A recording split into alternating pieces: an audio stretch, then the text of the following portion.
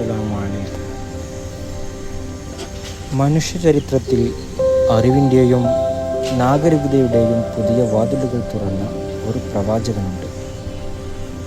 അള്ളാഹുവിൻ്റെ പരിശുദ്ധ ഖുർആനിൽ സത്യസന്ധൻ എന്നും ഉന്നത പദവി നൽകപ്പെട്ടവൻ എന്നും വിശേഷിപ്പിക്കപ്പെട്ട ഇദ്രീസ് നബി അലൈഹിസ്സലാത്തു വസ്സലാം ആദം നബിക്കും ഷീദ് നബിക്കും ശേഷം ഭൂമിയിലേക്ക് നിയോഗിക്കപ്പെട്ട പ്രവാചകൻ. അദ്ദേഹത്തിൻ്റെ യഥാർത്ഥ ചരിത്രത്തിലൂടെ നമുക്കൊന്ന് സഞ്ചരിക്കാം. ആദം നബിയുടെ 5ാം തലമുറയാണ് ഇദ്രീസ് നബി ജനിക്കുന്നത്.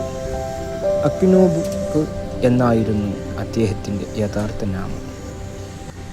എന്നാൽ അള്ളാഹുവിൻ്റെ വേദഗ്രന്ഥങ്ങൾ ആഴത്തിൽ പഠിക്കുകയും അത് ജനങ്ങൾക്ക് പഠിപ്പിക്കുകയും ചെയ്തതുകൊണ്ട് പഠിപ്പിക്കുന്നവൻ എന്ന അർത്ഥത്തിൽ അദ്ദേഹം ഇദ്രീസ് എന്ന് വിളിക്കപ്പെട്ടു.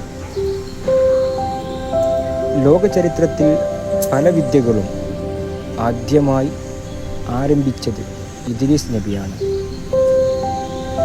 എഴുത്തുവിദ്യ.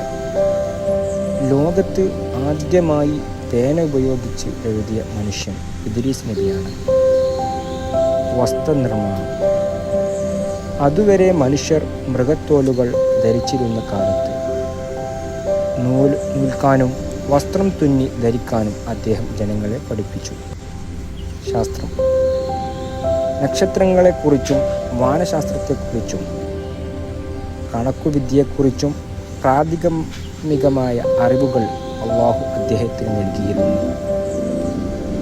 ഷീദ് നബിയുടെ കാലശേഷം മനുഷ്യർക്കിടയിൽ തെറ്റായ പ്രവണതകൾ വർദ്ധിച്ചു വന്നപ്പോൾ അവരെ സന്മാർഗത്തിലേക്ക് നയിക്കാൻ ഇദ്രീസ് നബി നിയോഗിക്കപ്പെട്ടു.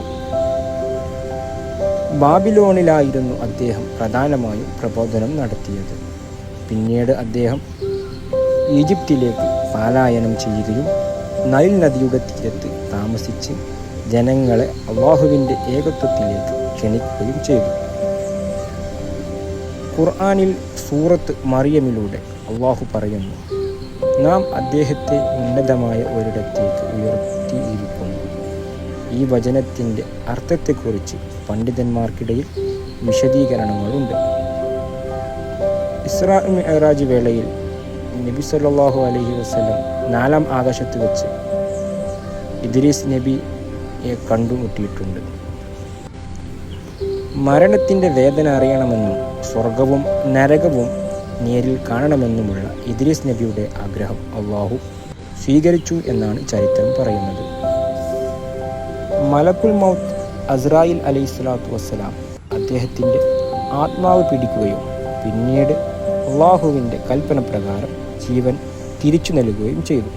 ശേഷം സ്വർഗത്തിൽ പ്രവേശിച്ച അദ്ദേഹം അവിടെ നിന്നും പുറത്തു വരാതെ അവിടെ തന്നെ തുടരാൻ അള്ളാഹു അനുവാദം നൽകിയെന്നും പറയപ്പെടുന്നു. വിജ്ഞാനവും അധ്വാനവും ദൈവഭക്തിയും എങ്ങനെ ഒരുമിച്ച് കൊണ്ടുപോകാം എന്ന് ഇദ്രീസ് നബിയുടെ ജീവിതം നമുക്ക് കാണിച്ചു തരുന്നു.